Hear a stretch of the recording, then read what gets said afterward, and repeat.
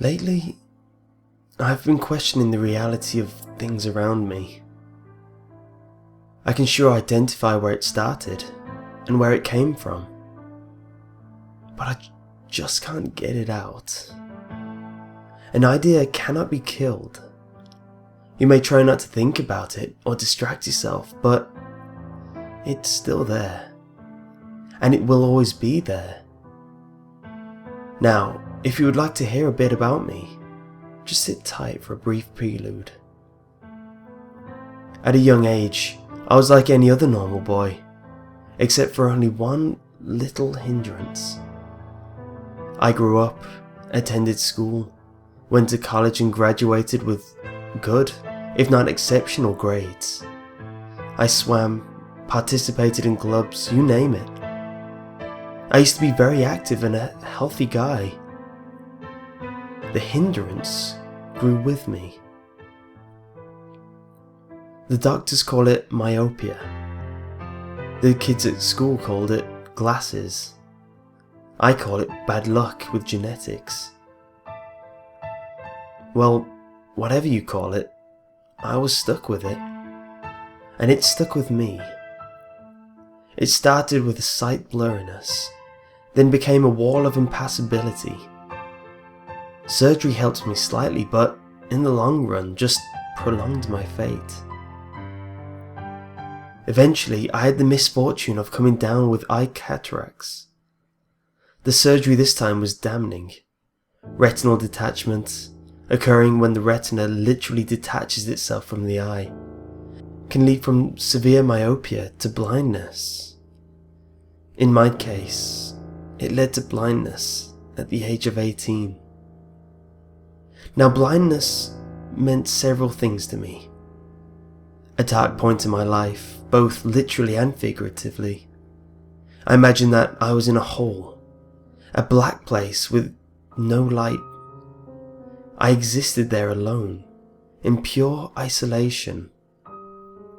Sure, they could peer down into the hole and talk from their bright place above me, but they could not see. They could pretend, but they couldn't comprehend what I was going through. I used to drink heavily and experiment with substances in order to dampen my perception.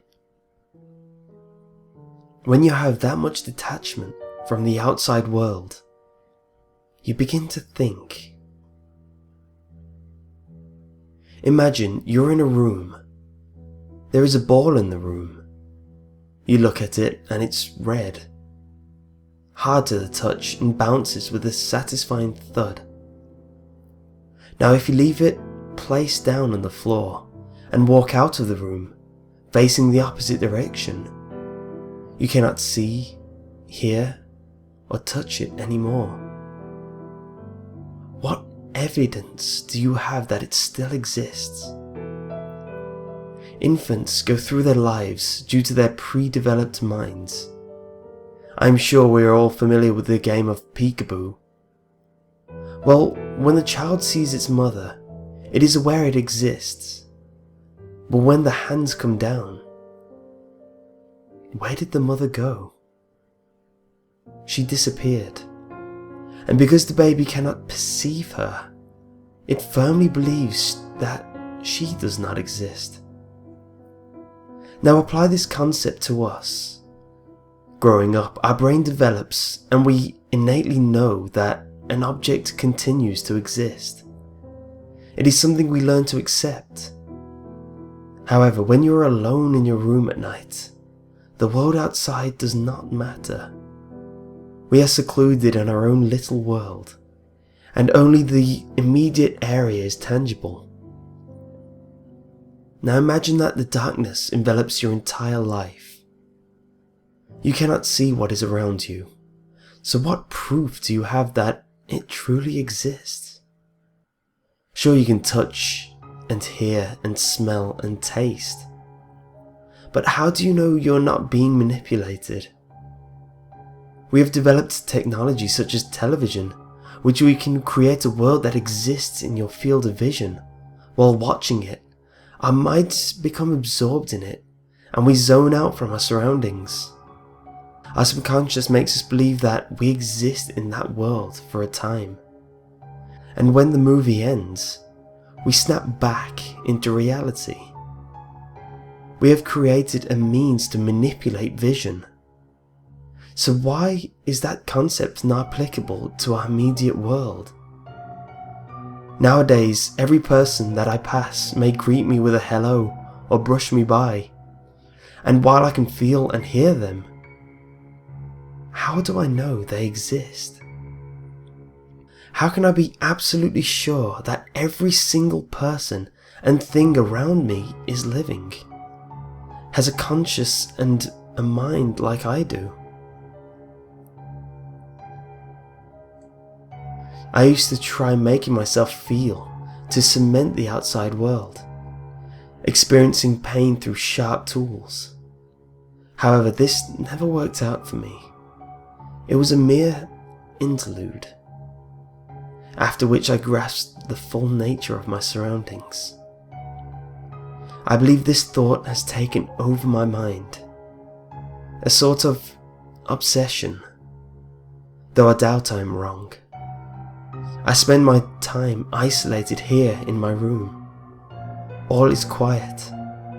I know that the floor is in front of me, extends about 4 feet, and the one behind me 6 or so feet.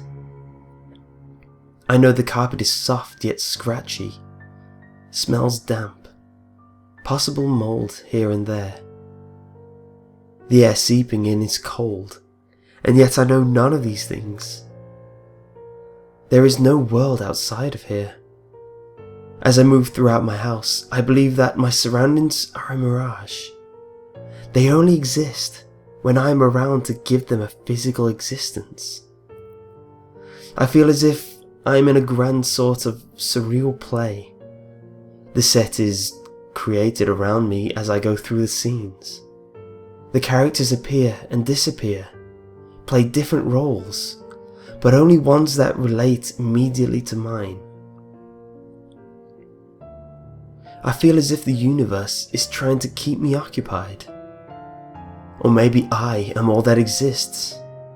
Maybe each and every one that comes to visit me under the premise of hospitality or structural safety of my home, or investigation, or for my own benefit, is coming to get a spark of life, or a glimpse of living or experiencing.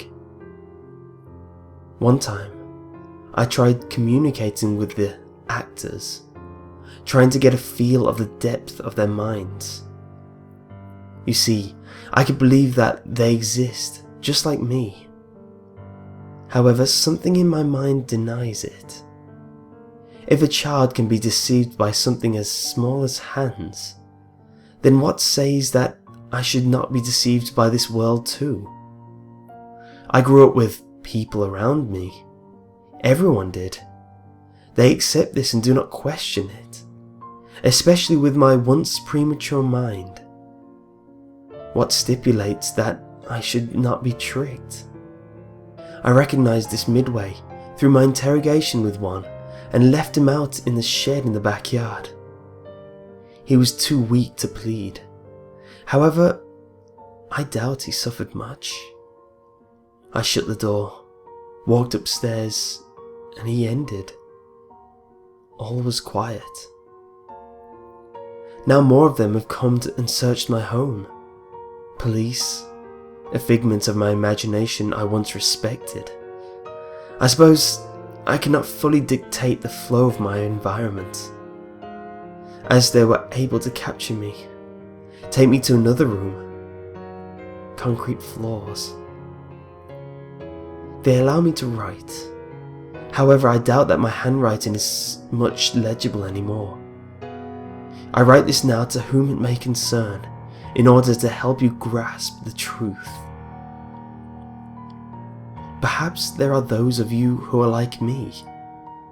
Perhaps nothing exists beyond the exit door. Either way, I am confined here, as I always have been.